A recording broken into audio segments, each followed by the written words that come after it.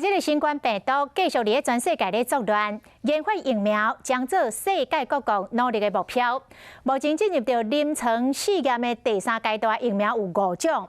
一般的共识是，不管最后是倒一种疫苗来合格，拢要到明年的下半年，才有可能会当提供民众来注射。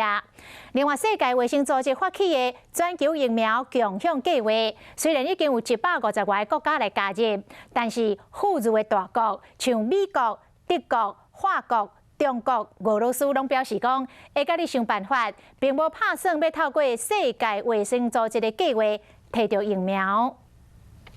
新冠病毒也是咧生团，有能力的国家拢咧研究疫苗。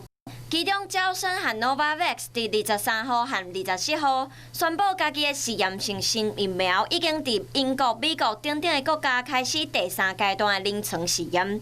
加上进前已经进入这个试验阶段的药商，目前有 Novavax、招生、阿斯特捷利康、莫德纳，阁有辉瑞这5间药商。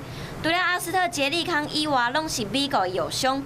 不过，除了这几间以注射的方式，让人体自动产生免疫力的疫苗，阁有一种免疫期较低的被动免疫疫苗。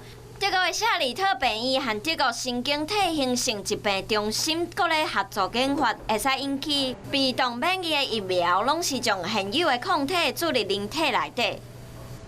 dass das Virus nahezu komplett neutralisiert wird. Das heißt, sie sind hochwirksam. Wahrscheinlich werden sie am wirksamsten sein, wenn jemand erst seit kurzem die Covid-19-Erkrankung hat. Das heißt, das Virus hat noch nicht den gesamten Körper erreicht. Dann kann diese Ausbreitung wahrscheinlich abgeschwächt werden. 这种疫苗的免疫期较低，以德国这款来做咧，大概只有几礼拜的免疫时间。研发人员表示，这款的疫苗主要用伫养老院这款高风险的场所，接受注射的人会使随得到免疫的效果。